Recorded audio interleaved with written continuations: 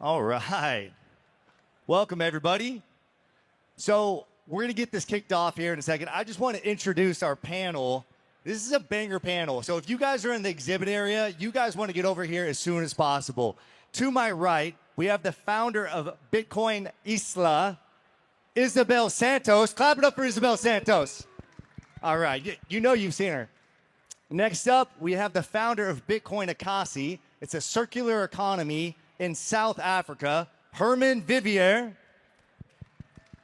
And last but certainly not least, we have the co-founder of the legendary Bitcoin Beach in El Salvador, El Zante, Roman Martinez. All right. So, really excited to have everybody up here.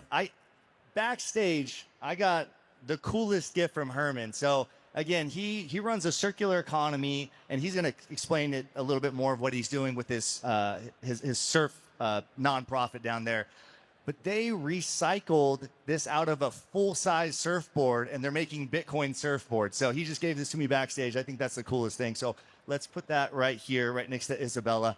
And let me kick this off by giving a little bit of a framing. I think for a lot of people, the strategic reserves and the publicly traded companies are what they're hearing in Bitcoin right now. But you guys are focused on a very, very different side of Bitcoin. You guys are focused on the real world utility of Bitcoin in terms of circular economies. And so if you guys have never studied the stages of money, there's 4 distinct stages of money, which I'm going to ask you guys about here in just a second.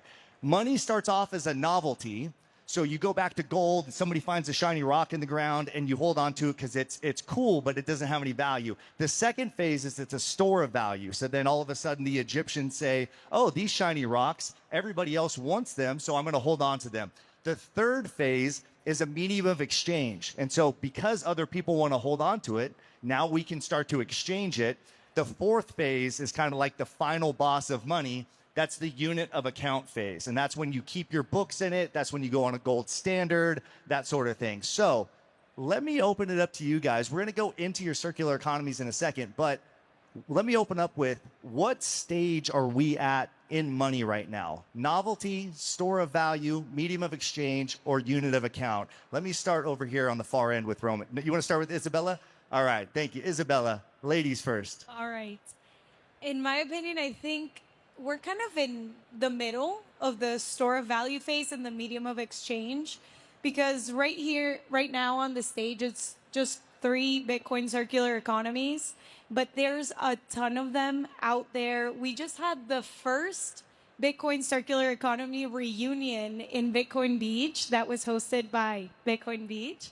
And you see that it's not just us 3. It's not just in Mexico, in Africa, or in El Salvador. You have it in Bali, you have it in Argentina, you have it in Peru. So seeing both sides of like the store of value phase, because come on, we have all the suits here at this conference. We're going to see, JD Vance talk about Bitcoin and the Bitcoin strategic reserve. You have that aspect of it, but then you also have, the boots on the ground types of Bitcoiners that are trying to maintain sort of like Satoshi's vision in a sense of making the Bitcoin peer-to-peer electronic cash system that's supposed to free us from the system. Beautiful. Yeah, absolutely. Hermann. Yeah, I think your question was an interesting one. I think on the one hand side, you've obviously got the novelty of Bitcoin. And then on the far end, you've got Bitcoin as a unit of account. And I think we can definitely say we're way past the novelty phase. People are obviously using it as a store of value and a medium of exchange. I don't think we're at the unit of account phase yet, but those two in the middle, the store of value, medium of exchange, I'm not convinced that those are two separate phases. I think they're 2 separate use cases, but they completely overlap. My introduction to Bitcoin was for the sake of medium of exchange, and I've been using it as that since 2015. And I came into Bitcoin for that, and it's because of the medium of exchange that I found it as a store of value. So I'm not convinced that those two are two separate phases and that store of value necessarily has to go first. I think those are two separate use cases, and you're going to find one or the other more useful depending on the circumstances that you're in. And this is how it is in the project that we run as well. We see that people find it more useful as a medium of exchange first. And then because of that, they get into the store of value aspect of it. But it's just a different context that doesn't necessarily apply everywhere. Yeah, that's really interesting. I'm going to circle back to you on that about how you think it's inverted in your guys' circular economy. Not that you think it is, you see that it is. It's actually medium of exchange going to store value for you. We'll come back to that. Roman, how about you guys? Thank you. Thank you for having us here. And this is a really nice conversation and really good question, because a lot of Bitcoiners, there are Bitcoiners, but they don't want to spend Bitcoin. And there is a question for that, right? We see it when they come to El Salvador or they visit one of the Bitcoin circular economies that probably here in the USA, you don't have the purpose to spend Bitcoin. And I get it. Bitcoin is the best asset, is the best store of value. But when people are visiting the Bitcoin circular economies, I have been seeing also like changing that mindset that Bitcoin also is money, that Bitcoin is also like the best way to share value for value, you know. And also, I have been seeing a lot of Bitcoiners that visiting El Salvador and say, hey, if we never change our mindset that Bitcoin is just a store of value, and we start using it, we're never going to get to the next step, you know? And also, if you don't live in the problem, probably you don't see it. But there are billions of people that don't have access to the financial system. So in the part of the world that we live, El Salvador used to have 70% of the people that don't even have a bank account, you know? So when you ask me where we are in that stage in El Salvador, we're in the stage that they didn't have the chance to experience all the stages that you explained. Is that the entry, Bitcoin is money, because this is my need now, you know? And I think that is the powerful of Bitcoin, that represent, and it will represent different things for everyone. And we're not here to change the mindset of people like, spend your Bitcoin. Don't spend your Bitcoin if you don't want, but why you don't, if you're visiting a Bitcoin circular economies and you hold Bitcoin, why you don't spend and replace? That is another topic, you know, that often came in the conversation. So for me, Bitcoin is money, and that's where we are, and that's where we see Bitcoin empowerment and giving access to all these people around the world. So good money is going to win out. I know you said that the other day when we were talking, and you're saying it again here. And if you could, I know this is a big story, so if you could maybe give us the elevator pitch for how it happened. But for most of you guys in the audience, I'm sure you understand the relationship between Bitcoin Beach and El Salvador, the government, what happened there. In 2021, they announced Bitcoin as an official currency. How do we go from you guys founding Bitcoin Beach to a sovereign nation rolling out Bitcoin nationwide? How did that happen? I have here our director, mentor, Mike Peterson here. Shout out to Mike Peterson. Come on. Mike bought a house 20 years ago in El Sonte, before many people even know where El Salvador was. Who know where El Salvador is now? Okay, we're getting better. We're getting better. But so Mike was one of the person that believe in us, believe in our community, you know, and started developing these social works. Because when we were kids, I'll try to go quick, everyone was just dreaming to leave the country, to looking for better opportunities in the USA, Canada, or Europe. So, and everyone say, don't leave, stay here and fighting for your dreams here. But no one really like teaching you how to do that. So the projects were like teaching English to the kids, teaching computer classes, teaching surfing. So we're surfers. We used to surf, not anymore. So don't look at me like this. But in that process, in 2019, we received a Bitcoin donation that changed everything and opened that door to what we know now, that El Salvador become Bitcoin country. But that donation changed everything because it had only one condition, that we couldn't exchange that donation to US dollar and keep working in the projects that we were doing. So when we start using Bitcoin in our community and start teaching the whole community, El Sonte have around 500 families, everything changed because we start seeing families that were saying we cannot save money because our salary is too low. Now receiving their salaries in Bitcoin and just converting to US dollar what they need, they start saving money because they have a place where they can storage value, right? And that, we were like, wow, like someone should write something. Look at what is happening. People, merchants transacting digitally for the first time, people using Bitcoin, because 90% of the people in El Sonte were that doesn't have even like a bank account, 90%. And it was in 2020 when an article from Forbes News came out, and it put our project in the eyes of many people, and we start having like news people from all over the world coming and start talking and seeing like how this small community is using Bitcoin for daily payments. And then we start having like big names like Jack Mallers came to spend like 3 months with us, and being there, he started like, he get like a call from one of the president, for one of the brother of the president, and start working in the plan to make Bitcoin legal tender in El Salvador, right? And how President Bukele explained a few times, he say that Bitcoin be just prove and show that Bitcoin could be a tool, could be the best technology to onboarding the 70% of the people from El Salvador that were on banks. So for us, we feel lucky and humbled to just be in that little piece that prove and show that Bitcoin is actually the best tool, the best money, and the best technology, that the best equal technology that we ever had, I think.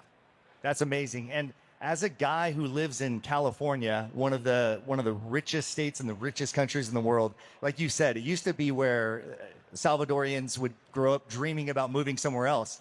The pull for a guy like me, the tug on me to want to move down to El Salvador is very strong. So you guys have helped shift, Bitcoin has helped shift the world's perspective, not only on Bitcoin, but on El Salvador, your homeland, which is beautiful.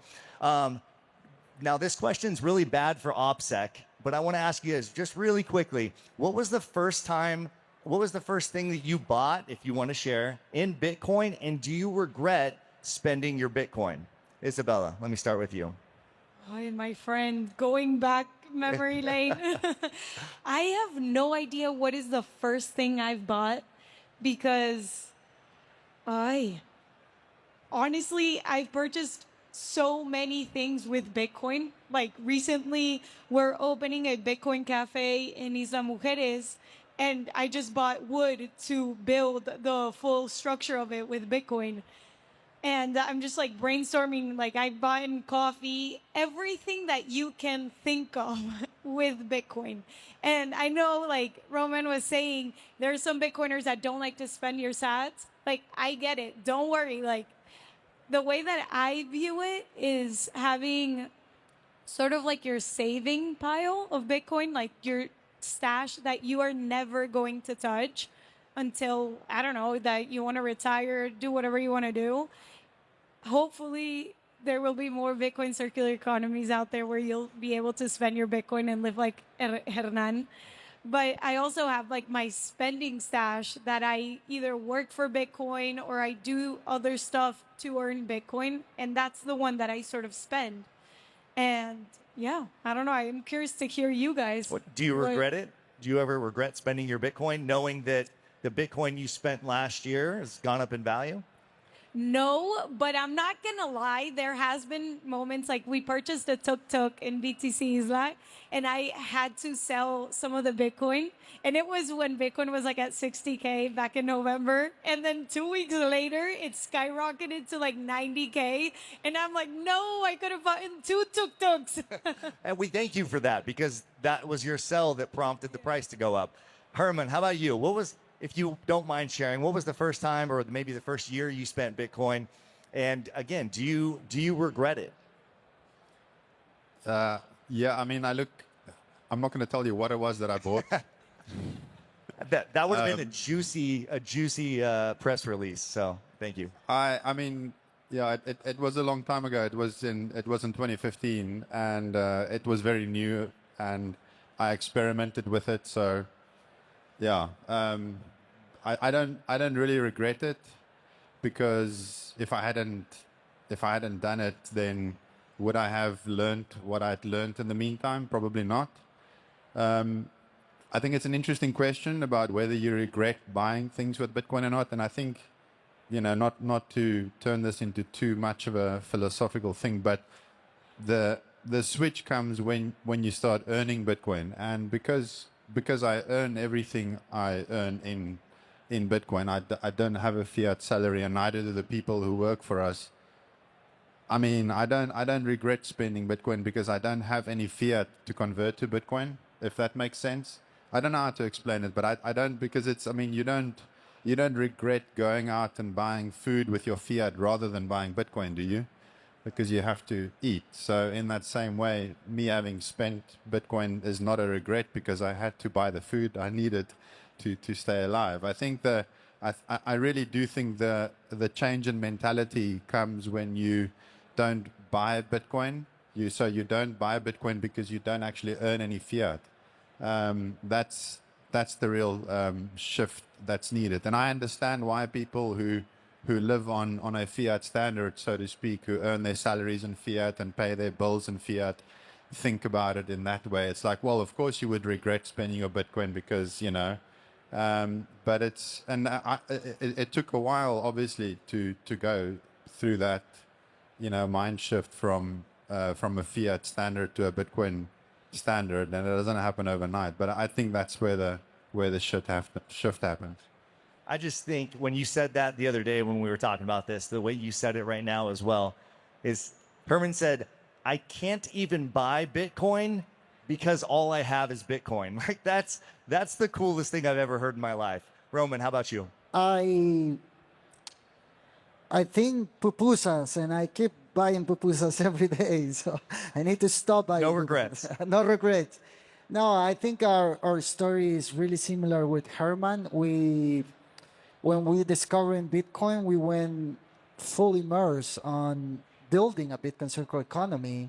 So for us, we have been in the beginning the ones that show up to the business and spend Bitcoin, and make and teach them that this is the best money, but the best opportunity that they ever had in their life, because this is like one of the quick example that I remember in El Sonte is that before Bitcoin, we used to see the tourism coming to the beach and staying in a beautiful hotel like Garden or Puro Surf or Palo Verde. And then when they were walking in the community, they see a vendor in the street and they say, "Can I buy a coconut?" And they say, "Yes." "Can I pay with credit cards?" And people are like, "No." And now, when we convince these merchants to accept in Bitcoin, many times in the beginning, we were the ones that were like, "Hey, I want to buy a coconut. I want to pay in Bitcoin, keep the excitement, of the Bitcoin circular economy." And also, I got to what Herman say, like, if you want to spend fiat, it's because you hold fiat.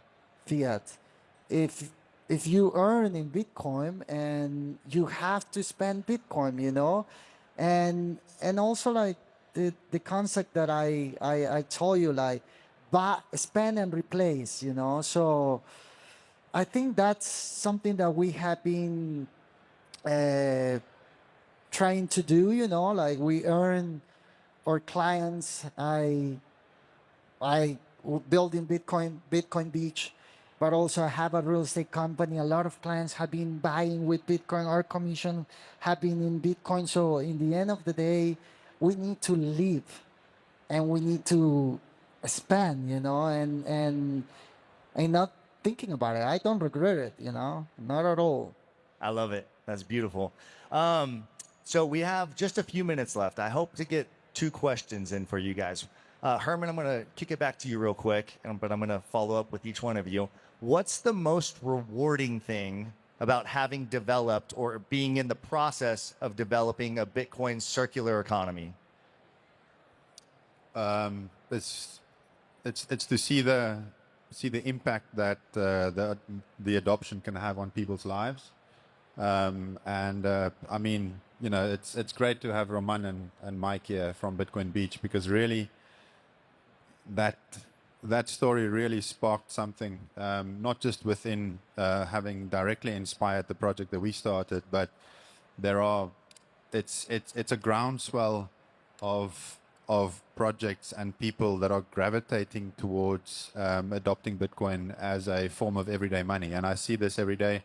We work with projects all over Africa, not just Bitcoin Ikasi, which is the project that we run, but there's 20, 30 projects across the African continent, and that's just in Africa, that has gravitated towards this idea of adopting a permissionless, borderless system of money. And it's very rewarding to see that. That's the most rewarding aspect of it, is to see that people gravitate towards Bitcoin as a source of hope.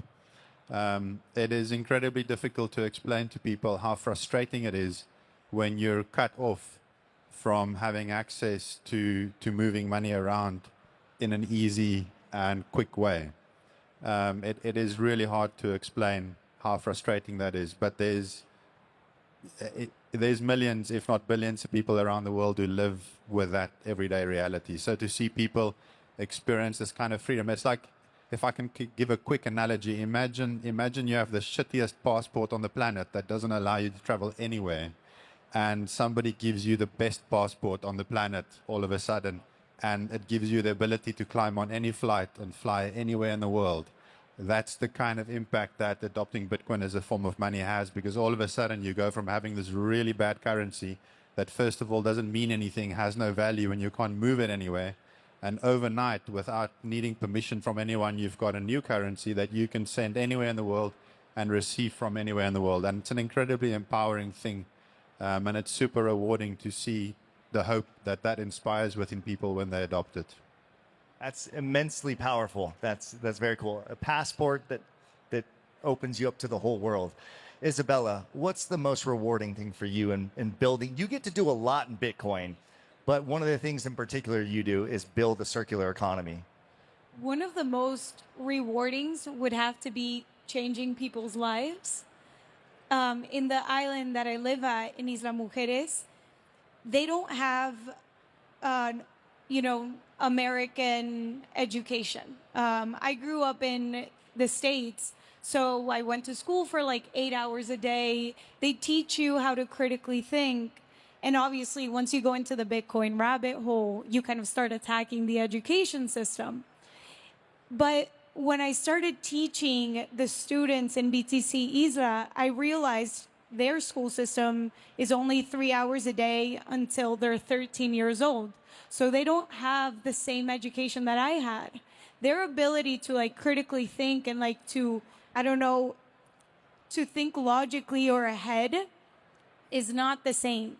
And with the Bitcoin classes, we've managed to teach them about money. It's something that it's really unheard of in their culture. They've never saved money. The way that they save is literally they have these tandas. tandas in Mexico, it's sort of like, let's say all four of us were here, and let's say it's Roman's birthday. So we all have $10, and we're all going to give Roman $10. So now he has $40. That's their way of saving. And obviously, Roman would go out and spend the $40. But technically, it's not really saving.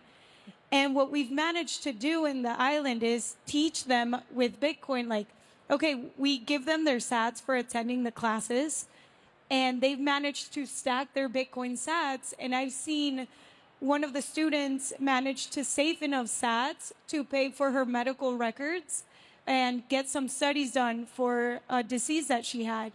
Another one had an accident.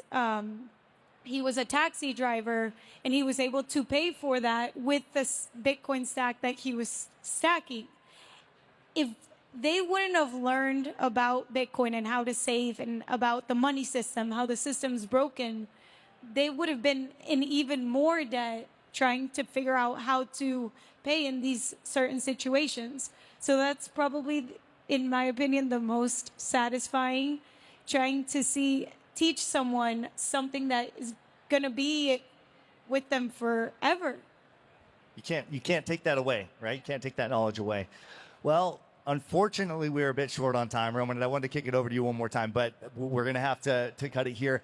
Guys, find these people around the conference. They have amazing stories of the work that they're doing. They're the front line of Bitcoin. And like Herman said, there's not just one or two or three circular economies happening. They're happening all over the place.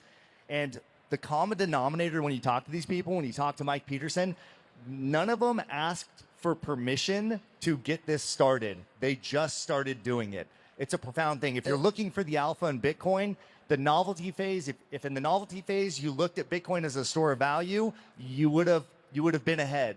If we're in the store of value phase and you're looking towards it as a medium of exchange, you're going to be coming out ahead. So look to the next phase. We're clearly here in the US in the store of value phase. What's the next phase? I believe it's what these guys are doing. Yeah. Just quickly, one of the challenge that we hear very often from all the leaders building Bitcoin circular economies is that they're putting the work, but Bitcoiners are not showing up to spend Bitcoin. And there are so many places, beautiful places around the world. Mike and me, we have been in Peru and Brazil. We want to go to Islas Mujeres. Mike have been in South Africa. Beautiful places to visit. So I want to launch this challenge for all these Bitcoiners in this conference today. Why you don't choose one Bitcoin circular economy and you go and visit? Because that's how we're going to win. And there we go. We all can do something. Put it on your bucket list. Go visit a Bitcoin circular economy. Give it up for my panel right here. Thank you, guys. Thank you. Thank you.